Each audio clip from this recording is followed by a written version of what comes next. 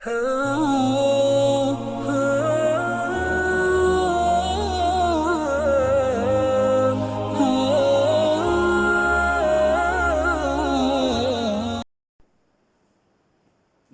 व नुसल्ली अला रसूलिहिल करीम अम्मा बाद फ़अऊज़ु बिल्लाहि मिनश शैतानिर रजीम बिस्मिल्लाहिर रहमानिर रहीम अस्सलामु अलैकुम व रहमतुल्लाहि व बरकातुहू। तो जी अल्हम्दुलिल्लाह हम लोग आज 12th रमज़ान और 12th डे ऑफ सीरा और थोड़े से रिकैप के साथ क्विक रिकैप ऑफ यस्टरडेज़ के हम लोगों ने माइग्रेशन जो है वो पढ़ रहे थे 2-3 दिन से, और जो प्री माइग्रेशन चीज़ें थी, जो अरेंजमेंट थी, फिर माइग्रेशन के टाइम पे जो सब कुछ हुआ, ये सब कुछ कंप्लीट करने के बाद नबी करीम सल्लल्लाहु अलैहि वसल्लम जो हैं वो फाइनल सबसे आखिरी मोमेंट पे आप सल्लल्लाहु अलैहि वसल्लम माइग्रेशन करते हैं और कुबा में आके रुकते हैं। वहाँ पे एक मस्जिद की तामीर होती है। फिर उसके बाद नबी करीम सल्लल्लाहु अलैहि वसल्लम जो है वो आ जाते हैं मदीना में, और मदीना में जैसे मैंने आपको बताया कि बहुत ज़बरदस्त नबी करीम सल्लल्लाहु अलैहि वसल्लम का वहाँ पे वेलकम किया जाता है। लोग पहले से इंतज़ार कर रहे होते हैं, और आने के बाद नबी करीम सल्लल्लाहु अलैहि वसल्लम सेटल डाउन होने के बाद सबसे पहली जो चीज़ करते हैं वो करते हैं मस्जिद नबवी की तामीर। मस्जिद को बिल्ड कर दिया जाता है, मस्जिद रेडी हो जाती है, और इसके बाद जब नबी करीम सल्लल्लाहु अलैहि वसल्लम आप एक तरह से कह लें कि अपना जो स्पिरिचुअल उनका जो मैटर था उसको जब वो सेटल डाउन कर लेते हैं, आके जो सबसे पहले अटमोस्ट इम्पोर्टेंस क्या होता है, तो फिर नबी करीम सल्लल्लाहु अलैहि वसल्लम अब इस तरफ आते हैं कि मदीना में जो लोग उस वक्त रह रहे होते हैं, जिनके साथ नबी करीम सल्लल्लाहु अलैहि वसल्लम को आगे चल के वास्ता पड़ता है और नबी करीम सल्लल्लाहु अलैहि वसल्लम ने उनको डील करना होता है, तो उनके बारे में जो है फौरी तौर पे नबी सल्लल्लाहु अलैहि वसल्लम आते साथ ही कुछ चीज़ें जो हैं वो सेटल डाउन करने की कोशिश करते हैं। और अब हम देखते हैं कि जो मदीना में सारे के सारे लोग तो मुसलमान नहीं थे, बहुत बड़ी तादाद थी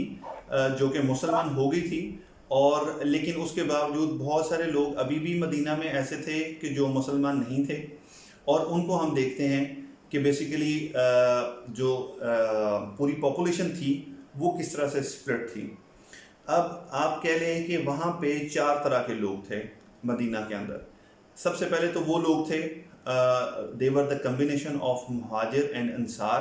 क्योंकि मुहाजिरीन भी आ चुके थे, और मैंने आपको बताया था कि जो माइग्रेट करके आए थे हिजरत की वजह से उनको मुहाजिर बोला जाता है, और अंसार जो हैं जिन्होंने मदद की, नसर कहते हैं अरबिक में मदद को, तो उनको उसकी निस्बत से अंसार कहा जाता है। तो बेसिकली जो मुस्लिम्स थे वो मुहाजिर और अंसार थे, एक ये ग्रुप था, और दूसरा ग्रुप वो था कि जो अभी तक मुशरिक थे, आइडल वर्शिपर थे वो अरब ही थे, इन्हीं लोगों में से, इन्हीं कबीलों में से थे, लेकिन अभी तक वो मुसलमान नहीं हुए थे। उनमें से फिर जो है इसको मतलब स्प्लिट कर लेते हैं कि मुहाजिरीन का एक ग्रुप हो जाता है, एक अंसार का ग्रुप हो जाता है, एक मुशरिकीन हो जाते हैं, और एक जूश होते हैं। यहूदी वहाँ पे बहुत बड़ी तादाद में मदीना के अंदर होते हैं। और एक दफ़ा फिर से आपको मैं रिमाइंड करा दूं कि जो ज्यूश का असल जो वतन होता है वो तो यरूशलेम होता है, जहाँ पे हज़रत मूसा अलैहिस्सलाम आने के बाद फ़लस्तीन में जो है लोगों को सेटल डाउन करते हैं। एक्चुअली मूसा अलैहिस्सलाम भी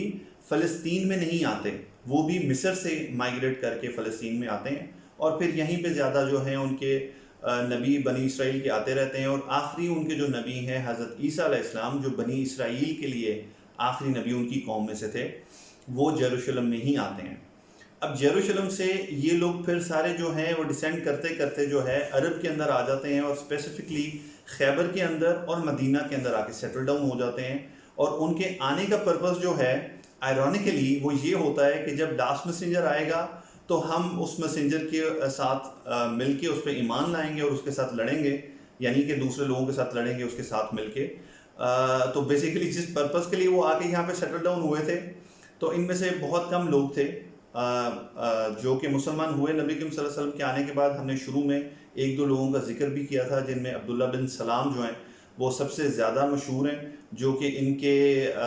एक स्कॉलर थे। लेकिन जैसे ही उनके बारे में आता है कि जब नबी करीम सल्लल्लाहु अलैहि वसल्लम जब मदीना में एंटर होते हैं और बहुत सारे लोग जो हैं एक्साइटमेंट में जा रहे होते हैं उनको रिसीव करने के लिए और देखने के लिए, तो हज़रत अब्दुल्ला बिन सलाम जो है वो अपने गार्डन में काम कर रहे होते हैं। تو جب شور مچتا ہے تو وہ وہیں پہ اپنی چیزیں چھوڑتے ہیں، رکھتے ہیں، اور باہر نکل کے جا کے نبی کریم صلی اللہ علیہ وسلم کو دور سے دیکھتے ہیں. ابھی ان کی کوئی انٹریکشن نبی صلی اللہ علیہ وسلم کے ساتھ نہیں ہوئی ہے، کوئی بات نہیں ہوئی ہے. اور جب نبی کریم صلی اللہ علیہ وسلم کا چہرہ دیکھتے ہیں تو سبحان اللہ وہ کہتے ہیں کہ یہ چہرہ کسی جھوٹے آدمی کا نہیں ہو سکتا. یعنی یہ آدمی جو بات کر رہا ہے یہ کبھی بھی جھوٹ بات نہیں کرے گا، یہ سچی بات ہی کرے گا. اور اس کے تھوڑی بعد ہی وہ جب نبی کریم صلی اللہ علیہ وسلم سے ملتے ہیں اور وہ فوراً اسلام لے آتے ہیں. اور انٹرسٹنگلی ان کا بڑا ہائی سٹیٹس ہوتا ہے اپنی قوم کے اندر، کیونکہ وہ بڑے عالم ہوتے ہیں جوز اسکرپچر کے. اور جیسے ہی ان کو پتہ چلتا ہے جوز کو کہ وہ مسلمان ہو گئے ہیں، with in a split second in کا پورا سٹیٹس ختم ہو جاتا ہے اور ان کو ڈیناؤنس کر دیتے ہیں کہ یہ تو بدترین آدمی ہے ہماری قوم کے اندر. اور ساتھ ہی ہر چیز جو ہے وہ اپ سائڈ ڈاؤن ہو جاتی ہے ان کے بارے میں. اسی طرح حضرت عبداللہ بن سلام کے علاوہ اور یہ جوش جو ہیں ان کے اندر اور بھی بہت سارے لوگ تھے کہ جو نبی کریم صلی اللہ علیہ وسلم کے ساتھ ملتے ہیں اور مل کے اسلام قبول کر لیتے ہیں. جہاں تک بات رہی کہ جیسے جو مشرکین ہیں وہ یہ ضرور سمجھتے تھے، یہ ضرور جانتے تھے کہ یہ آدمی جو چیز لے کے آیا اور جو بات کر رہا ہے وہ جھوٹ نہیں ہے، لیکن ان کی اپنی ریزنز تھیں کہ یہ دوسرے قبیلے سے ہے اور اگر ہم نے اسلام قبول کر لیا تو یہ قبیلے کا جو ہے وہ ہمارے اوپر اپر ہینڈ ہو جائے گا. اس کی وجہ سے، ٹرائبلزم کی وجہ سے وہ لوگ ایکسیپٹ نہیں کر پا رہے تھے. جوز کا معاملہ یہ تھا کہ اللہ تعالیٰ قرآن میں کہتے ہیں کہ وہ نبی صلی اللہ علیہ وسلم کو اس طرح سے پہچانتے ہیں کہ جس طرح اپنے بیٹوں کو پہچانتے ہیں. اتنی پریسائزلی ان کے پاس جو ہے وہ نشانیاں آ چکی تھیں کہ ان کو اب پہچاننے میں کوئی مسئلہ نہیں تھا. لیکن اگین ان کا پرابلم کیا تھا؟ بنی اسماعیل اور بنی اسرائیل. اب وہ کہتے تھے کہ ہم کیسے اس نبی کو مان لیں کہ جو بنو اسماعیل سے آ گیا ہے. ہمارے تو اب تک جو نبی ہیں حضرت موسیٰ علیہ السلام کے بعد سے لے کے سارے کے سارے جو ہیں وہ بنی اسرائیل میں رہے ہیں، یعنی کہ حضرت یعقوب علیہ السلام کی اولاد میں سے. تو یہ کیسے ایک دم سے کزن جو ان کا قبیلہ ہے، کیونکہ حضرت اسحاق اور حضرت اسماعیل تھے تو بھائی نا، لیکن ایک یہ جو رائیولری ہے اس کی وجہ سے وہ نہیں اسلام قبول کر سکے. اور نبی کریم صلی اللہ علیہ وسلم کی جو نشانیاں ان کے پاس تھیں، کیونکہ اب نبی کریم صلی اللہ علیہ وسلم کا بہت زیادہ جو ہے واسطہ پڑنے والا تھا یہودیوں کے ساتھ، تو اس لیے میرا خیال ہے بہتر ہوئے گا کہ یہیں پہ ہم لوگ تھوڑی سی چیزیں ان کے مینشن کر دیں کہ یہود جو ہیں ان کے پاس نبی کریم صلی اللہ علیہ وسلم کے بارے میں اتنی زیادہ انفارمیشن تھی کہ اگر وہ لوگ باعث نہ ہوتے تو ان کو روز روشن کی طرح بینہ، جسے کھلی آیات اللہ تعالیٰ قرآن میں کہتے ہیں، اس طرح سے ان کو نظر آ رہا تھا کہ یہ وہی آخری نبی ہیں. اس کی ایک اور مثال میں آپ کو دیتا ہوں حضرت سلمان بن فارسی کی. میں پہلے بھی آپ لوگوں کو تھوڑا سا تعارف ان کا دے چکا کہ بیسیکلی سلمان بن فارسی جو تھے وہ پارس سے تھے، فارس سے، جہاں پہ آگ کی جو ہے وہ عبادت کی جاتی تھی. And he was a son of a man کہ جس کی رسپانسبلٹی یہ تھی کہ اس آگ کو بجھنے نہیں دینا. ناؤ لیٹس اسیوم کہ ایک آگ جس کی وہ خود پوجا کر رہے ہیں، جس سے وہ مانگتے ہیں اور اس کی عبادت کرتے ہیں، اس آگ کو جلتے رہنے کے لیے بھی ان کو ایک بندہ اپوائنٹ کرنا پڑا تھا جس کی یہ ذمہ داری تھی کہ آگ نہ بجھے. تو وہ حضرت سلیمان فارسی جو ہیں ان کی ڈیوٹی لگا دیتے ہیں کہ وہ اس پہ رہتے ہیں کہ آپ نے چیک کرتے رہنا کہ آگ نہیں بجھنی چاہیے. اور اس کام کے لیے وہ اکثر و بیشتر باہر آتے جاتے رہتے ہیں. تو ایک دن کیا کرتے ہیں کہ وہ اس ٹائم کا جو چرچ تھا اس میں چلے جاتے ہیں کہ دیکھتے ہیں کہ یہاں پہ لوگ کچھ بیٹھ کے عبادت کر رہے ہیں، تو میں دیکھوں یہ کس چیز کی عبادت کر رہے ہیں اور کیا بات کر رہے ہیں. تو جب وہاں پہ گئے اور انہوں نے وہاں پہ کرسچنس کو دیکھا اور ان کو عبادت کرتے ہوئے دیکھا، تو ان کو یہ فیلنگ ہوئی کہ یہ جو عبادت کا طریقہ ہے اور یہ جس کی عبادت کر رہے ہیں خدا کی، وہ ہمارے طریقے سے بہتر ہے. یہ آپ یاد رکھیں کہ یہ حضرت عیسیٰ علیہ السلام کے بعد نبی کریم صلی اللہ علیہ وسلم کے آنے سے پہلے کا کچھ زمانہ ہے. تو آخری نبی جو ہیں حضرت عیسیٰ آئے ہوئے تھے اور کہیں کہیں جگہوں پہ ان کی پراپر جو تعلیمات تھیں وہ ابھی تک موجود تھیں. سو نبی کریم صلی اللہ علیہ وسلم آلموسٹ 540 یا 600 ایئرس کے بعد آئے ہیں حضرت عیسیٰ علیہ السلام کے بعد. تو اس کو بہت پسند آئی اور اس نے جا کے جب اپنے باپ کو گھر گئے اور باپ نے پوچھا کہ تم اتنی دیر سے کیوں آئے ہو، تو انہوں نے بتایا سچ سچ کہ میں وہاں پہ کلیسا میں چلا گیا اور وہاں پہ میں نے ان کو عبادت کرتے ہوئے دیکھا اور مجھے لگا کہ یہ ہم سے بہتر ہیں. تو باپ بڑا پریشان ہو گیا اور اس نے کہا کہ اب تمہارا باہر آنا جانا جو ہے وہ بند ہے اور تم گھر میں ہی رہو گے اور تم باہر نہیں جاؤ گے. حضرت سلمان فارسی کسی نہ کسی طرح یہ بات جو ہے وہ پہنچا دیتے ہیں ان منگس تک جو کرسچن ہوتے ہیں کہ جب بھی آپ کا کوئی قافلہ یہاں سے جانے لگے تو مجھے ساتھ میں لے لے شام سے. تو کچھ عرصے کے بعد وہ وہاں سے نکلنے لگتے ہیں، تو حضرت سلمان فارسی کو بھی ساتھ میں لے جاتے ہیں وہاں سے کسی طرح نکال کے، اور وہ وہاں سے چلتے چلتے جو ہیں وہ ایک جگہ پہ روم میں پہنچتے ہیں جہاں پہ دوسرے جو ان کے منکس ہوتے ہیں، کرسچنز جو ہوتے ہیں وہاں پہ روم میں زیادہ ہوتے ہیں، تو وہاں پہ رہ کے یہ عبادت کرنا شروع کر دیتے ہیں. اور جس منک کے پاس یہ رہتے ہیں اس کے پاس رہتے رہتے وہ دیکھتے ہیں کہ ایکچولی وہ جو ڈونیشنز اور جو چیزیں چندے اور نذرانے آ رہے ہوتے ہیں اس زمانے کے، اس میں بھی خرد برد کر رہا ہوتا ہے. وہ پیسے جو ہے وہ اپنے استعمال کے لیے لگا لیتا ہے یا چھپا دیتا ہے اور کچھ چیزیں رکھ دیتا ہے، اور وہ پریکٹس ابھی تک جاری ہے. آپ کو پتہ ہے کہ بہت ساری جگہوں پہ اللہ تعالیٰ معاف کرے کہ یہ چیزیں ابھی تک چل رہی ہیں کہ جو مذہبی نام پہ چندے لیے جاتے ہیں ان پہ بڑی عیاشیاں بھی کی جاتی ہیں. تو یہ سب کچھ حضرت سلمان فارسی جانتے تھے، دیکھ رہے تھے. اور جب اس منک کی ڈیتھ ہوتی ہے تو وہ اس کی کمیونٹی کو بتاتا ہے کہ یہ منک جو ہے یہ کوئی پائس آدمی نہیں تھا، اور یہ ساری حرکتیں جو ہے یہ کرتا رہا تھا، اور میں آپ کو دکھاتا ہوں کہ یہ یہاں پہ ساری چیزیں نکال کے اپنا ایک خزانہ بنا کے کدھر چھپاتا تھا. انہوں نے جا کے جب ان کو دکھایا تو انہوں نے انکار کر دیا کہ اب ہم اس کو دفن نہیں کریں گے، اس کو کروسیفائی کر دیا. اور اس کے بعد ایک نیا منک جو ہے وہ وہاں پہ آ کے انہوں نے اپوائنٹ کیا جو کہ واقعی ایک پائس آدمی تھا. اس کے پاس ساتھ کافی عرصہ جو ہے حضرت سلمان فارسی رہے اور کرسچینٹی کو سیکھتے رہے. اور اس کے بعد جب اس کی ڈیتھ ہونے والی تو اس نے کہا حضرت سلمان فارسی کو کہ دیکھو، اگر تمہیں زندگی ملی تو یہ آخری وقت ہے کہ آخری نبی آنے والا ہے، اور آخری نبی کو آنے کے لیے جو ہماری کتابیں بتاتی ہیں کہ وہ دو ڈیزرٹ کے درمیان ایک ایسی جگہ پہ آئے گا جہاں پہ بہت ساری کھجوریں کے باغات ہوں گے. تو تمہیں اگر موقع ملے تو تم ادھر چلے جانا اور اس آخری نبی پہ ایمان لے کے آنا اور اس کے ساتھ رہنا. اس چیز کا جب ان کو پتہ لگتا ہے تو حضرت سلمان فارسی جو ہیں وہ ایک عرب قافلہ جو ہے، آپ کو پتہ ہے کہ شام کی طرف جاتے تھے یہ ٹریڈنگ کے لیے، تو وہ عرب قافلے کے ساتھ مل جاتے ہیں اور ان کو بولتے ہیں کہ مجھے اپنی لینڈ میں تم لوگ لے جاؤ، مجھے وہاں پہ پہنچنا ہے.